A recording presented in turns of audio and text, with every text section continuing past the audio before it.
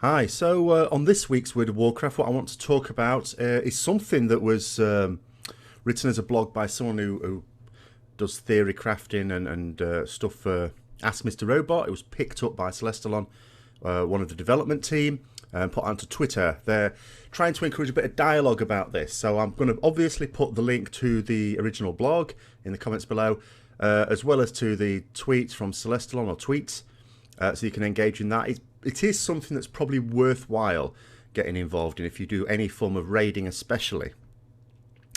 And it's on the issue of talent builds. And we know the situation. This is a situation that's gone on for many years. People sort of want to know what is the best talent build, what are the best glyphs, what are the best stats, what are my stat weights to do the best DPS, especially talking about DPS, that I can in a raid. And if you're a class that has access to multiple specs, perhaps you even want to know which spec that is. And they're talking about the fact that this actually causes a few problems. And yes, it does. And one of the problems it can cause, this is particularly true, I would say, lower down. Maybe people doing normal mode and maybe heroic mode as well, where some people are told by others, no, you should have this talent or no, you should have this spec because it's better, which is totally misinformed. And the author of this particular thing, V. Tegan, called, also known as Zupercats apparently on Twitter, is sort of saying, well, maybe it's sort of the theory crafter's fault in a certain way, because what, of course, these people do to try and test the balance of abilities, they're doing this right now, of course, in alpha, testing the abilities as they are, feeding back to the development team, who are of course running their own simulations and their own calculations and testing to refine them and to try and get the best balance they can. And ultimately what comes out when you use a simulation, is this is better. But it can be very misleading. I did a video for Retribution Paladins on the difference between two level 100 talents just this week, because one thing that rages in this particular class is Seraphim or Final Verdict, which shall I use? And people all say one or the other. And sometimes there is sort of a right answer, but it's not necessarily a right answer for everyone. So I did a video to sort of clear it up and let people, empower people to make the decision for themselves, because it's entirely personal.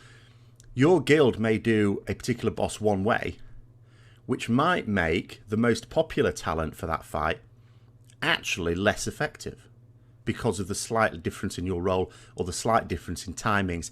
There's any number of things that can apply to any DPS spec or class that will mean actually, even though 90% of people use this talent, I'm actually going to be better off using this one.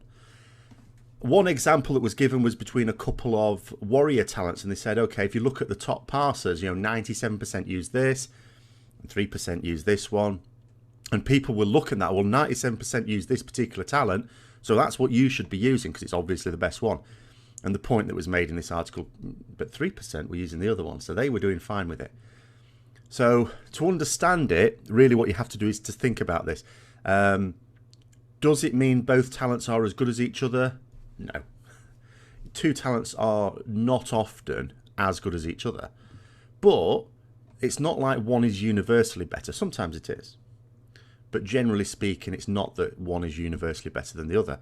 So those 3%, for example, are those 3% people who are exceptionally skilled and can get the very best out of it? Is it a talent that requires such precise gameplay that for most people it will not be as effective as the one that 97% go for?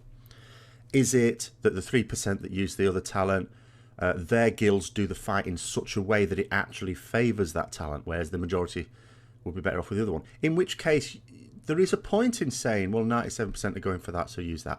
But the important thing is that you have to understand why one is better than the other to see if it applies to you.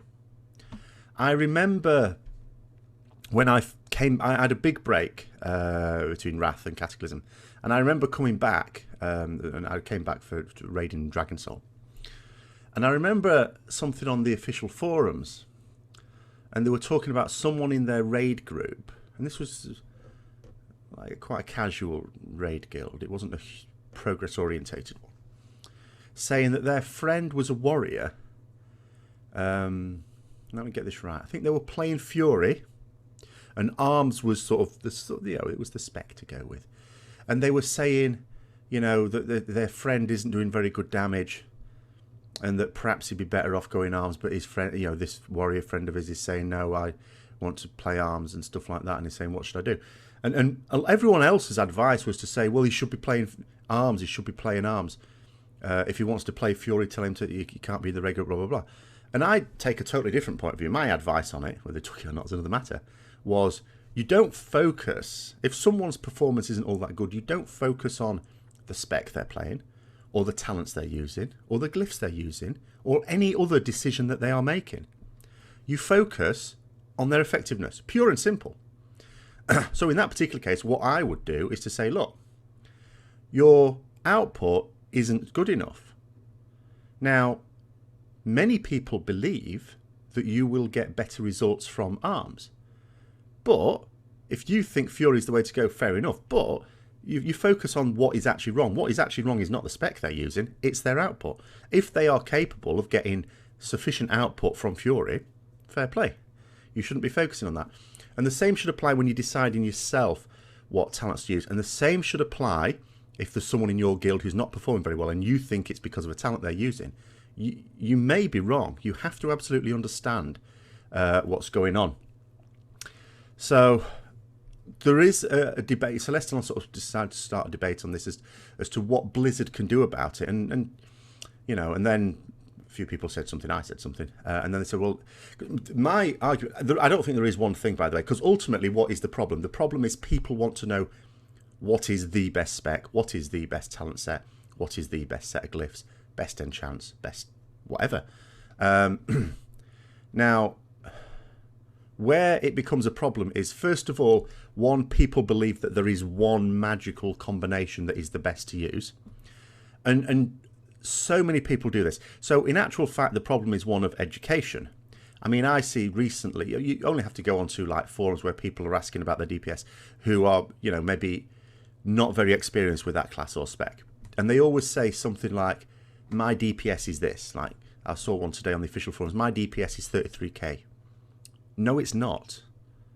You did a fight, and at the end of that fight, your DPS was 33k. Okay.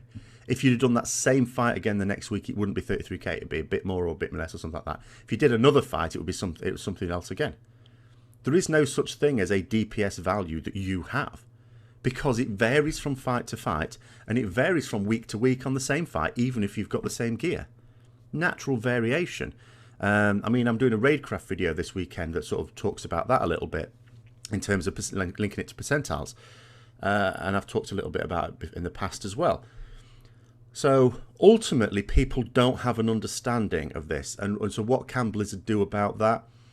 I would say they need to promote more things. I think for a start, they need to stop with the separate forums, like between, I mean, if the EU and US in particular, I know there are people from Australia and other parts of the world as well that would feel just as disenfranchised. But it is a fact, for example, that US forums are well attended by various people, not only community managers, but also devs replying to various things. They're not on it 24 hours a day, of course, they're busy. But they do respond every now and then, they do engage. You don't get that engagement around the rest of the world. It's simply not there. And then you have to ask yourself, why is it that there is a separate EU English-speaking forum to the US English-speaking? Why shouldn't it just be one forum? Why can't we actually promote that debate? The other thing I would say is they don't really promote guides anywhere on the website. And the US website is at the forums are actually more detailed than the EU. The EU ones are just like an afterthought, really. But even the US ones, they don't really have anything there that I can see. Because I can see it. I can't post on it, but I can see it. They don't really have anything that promotes, the good guides for various classes and specs. So where do people go?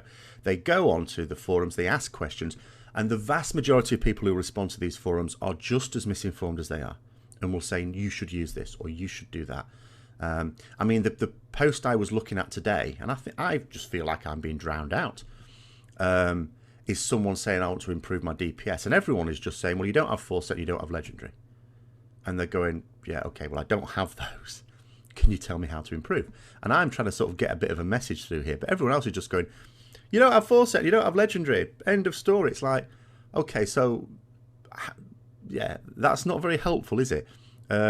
You know, the suggestion is he must be playing it absolutely perfectly, just that he doesn't have this gear. Well, how do we know that? No idea at all, and that is the problem. So we need, I think, we need to be able to, Blizzard need to promote more access to good quality information. I mean, there's no reason why they can't produce guides themselves. I mean, it is good that members of the community do it. I mean, I started doing the Retribution Paladin ones because I didn't feel on YouTube that there were very effective ones. There's nothing to stop Blizzard doing their own guides. I mean, why don't they? If they're not going to promote ones from within the community. But that's my view anyway. So have a look, click on the links, read the original blog. Go onto Twitter, those who've got Twitter. Engage in the debate. If you're on the US forums, by all means, post on the US forums. I'm not sure if there's a post about this on there. If there isn't, start it. And let's see if we can get some ideas, because obviously I think this mostly is at the like normal, maybe heroic end. At mythic end, we don't have this so much. No one questions my use of talents, really. They might talk about it or something like that, but ultimately in mythic raiding, you are purely judged on your output. No one says to you, your output shit, use this talent. It's your output shit. Fix it or you're on the bench. Or you fail trial if you're a trial or something like that. You know, you're expected to understand your class enough to be able to choose the right talents or the most appropriate talents. And you will see people at mythic level changing their talents on a regular basis on the same fight anyway, as the things change. But that's more of an aside. I am picking that up in another video this weekend. So, yeah, engage in that debate. I think it's an important debate. I actually do. I really do. And if you've got any comments yourself, put comments below there. And until next time, I'll see you later.